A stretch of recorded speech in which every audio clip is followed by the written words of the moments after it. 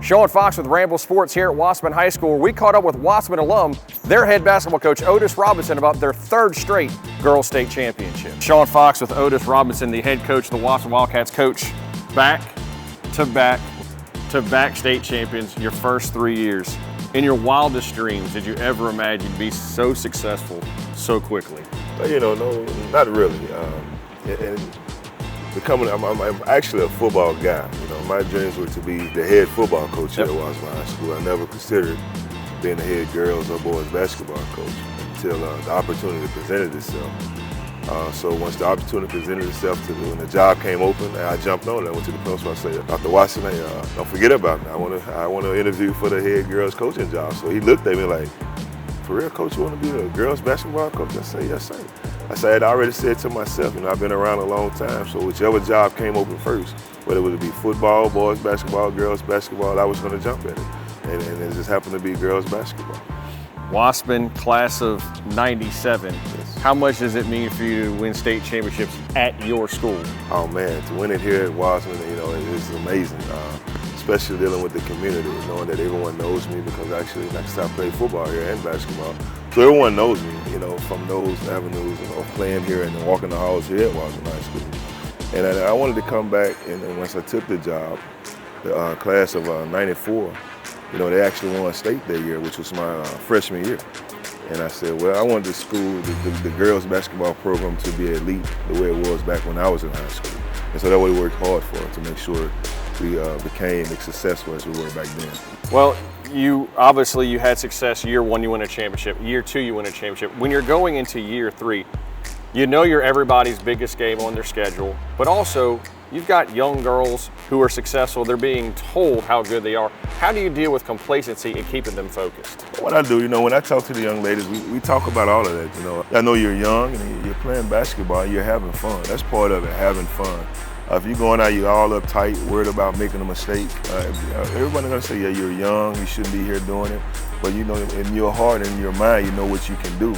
Go out and perform to your best of your ability and tune out the rest. I know that this season, we had talked about this off there, you weren't undefeated. There was some losses along the way. How has adversity helped you? How can it be a good thing for your squad? Well, when you lose some games, you think about, what could I have done throughout the course of that game to win, to succeed in that game. And so we go back as a coaching staff, we talk about the loss, we may look at film, and we'll put it together and think about some situation where we may have changed defense and slowed the game down, speeded the game up to take over the game. So once we played throughout the season and we happened to get into that situation again, we knew how to handle it. We just talked about some losses during the regular season, non-district. Obviously that non-district helps you. You get to the postseason, and there's not a single game competitive on the way to a state championship. How does previous experience in the postseason help you this past year?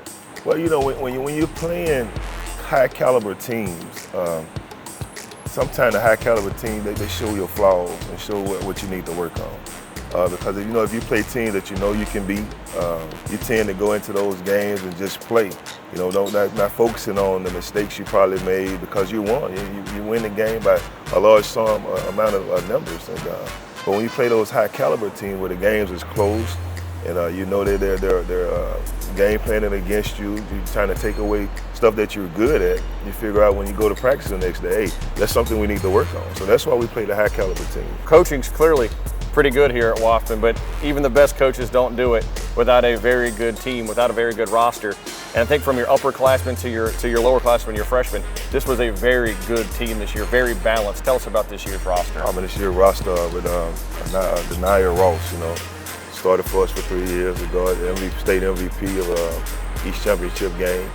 She came out and did what she's supposed to do. She's a leader on the floor, off the floor. And she's also that coach on the floor. I don't know if people come to our games, like if Ross would come to the sideline, Ross would still be coaching. Sometimes I look at Ross, now listen, me, Coach G, we're going to try to coach, and then Coach Dill, now just tone down a little bit. We're going to take care of the girls, and you do what you're supposed to do. Brittany Burton, she came in as a freshman real shy. Nice presence in the post. She got into the game and started to fall in love with basketball. That's when she started to succeed. That's why, she did what she did and drew the double team and then opened up for the outside shots. Nara Wilson, true point guard. The young lady, man, She has so much poise. You know, she can withstand the double team. You know, she never stops her dribble. She wants that. You know, she wants to be the one to lead the team as far as getting the ball down the floor, getting everybody involved. And with her, you know, if you slide up off her, she can hit the outside shot. You know, now the one that everybody is ragging on and talking about right now is with Maya Augustin. But that young lady right there, she came in as one to play the point guard on the wing. And you know, they still into her. Come on, man, Augustin, listen to me. Start off in the post, learn the post game. And once you learn the post game, I mean, the all-around game is going to be complete because we know you can step out and shoot the ball. We know you can dribble the ball. But once you learn how to do that, so for 2.5 years, she played in the post for us. And so at times, she would step out and hit the outside jumper, pull up shots. And, you know, people really didn't game plan for that. You know, they only knew she was going to be down there rebounding and playing defense, but not really focusing on what she can do outside of playing in the box.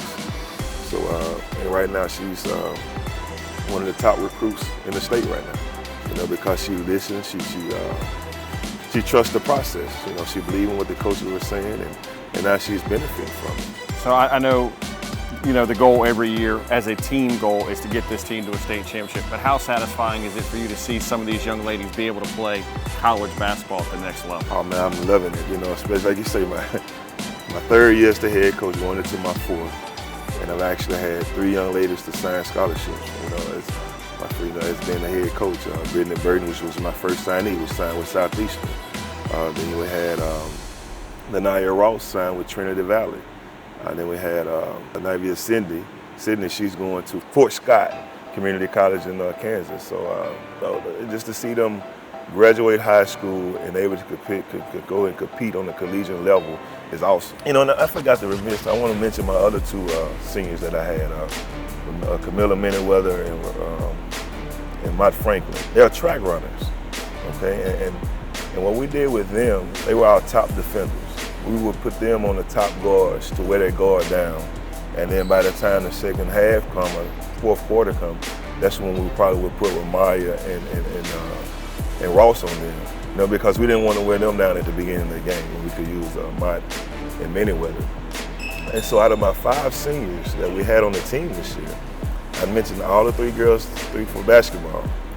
On next week, Camilla Manyweather and Katrika Mott Franklin will be signing track scholarships to go and further their education by running track at JUCO in Mississippi. I want to say it's Kahoma, Mississippi. So that's going to be awesome for them to have my 5 seniors to actually go off and compete on the college level, whether it's basketball or track. 3 state championships at the 3A level. New challenge this year. To go for 4, you go up to 4A. Tell us about going for the 4-peat and the challenges of going up in classification to 4A. Oh, wow, man, going up in 4A, to me, it's going to be a task because of the caliber teams that we're going to play. So I'm about to go and study the film and just listen to what people are saying in the community about different teams like Peabody, Tioga, seeing what they have to offer, and we're just going to go out and play. Now, the only good thing about it, and we're going to have to work. In every game we're going to have to work, but we're still in the same division. You know, so we're going to meet some of the same teams later on in the playoffs. And one thing about them, they remember stuff that happened on previous years. So they're going to game plan harder for us and be ready and prepared for Wossman High School girls basketball. So I'd be remiss if I didn't end with this. 3 girls state championships. The boys just win the state championship this year as well. Is it safe to say, Coach, that Wossman basketball runs the state of Louisiana in hoops? That's a good question. You know, with the boys making it to the top 28, I want to say 9 years in a row, and then winning it on the 9th trip, that's awesome, man. And that speaks volumes for Coach Casey Jones. You know, what people don't understand, a lot of people ask me, Coach, do you go to any coaching clinics? I said, no, I don't go to coaching clinics. I asked him, I said, why should I go to a coaching clinic when I have a coach inside the school with me right now that I can learn a lot from? You know, I learned a lot from Coach Jones. I sit in his practice. As a matter of fact, I go sit on the top of the bleachers sometimes and just sit down and watch and see, you know, his mannerism, see how he handled the kids, and, you know, his coaching style, his coaching philosophy, and a lot of stuff, you know, I actually stole from him. You know, and I think that's part of being a coach. Not thinking you know everything about the sport that you're coaching, but actually learning from other coaches in order to succeed. And ultimately, like championships, that's what it's all about. Otis Robinson, everybody, the state champion coach, back to back of the Wossman girls. We appreciate your time. Hey, no problem. Thank you all. Coach. Thanks for tuning in. You can catch me every day on the radio, Monday through Friday, from 3 to 6 on Sports Talk 97.7. And don't forget to follow North Delta Ramble on Facebook and Instagram.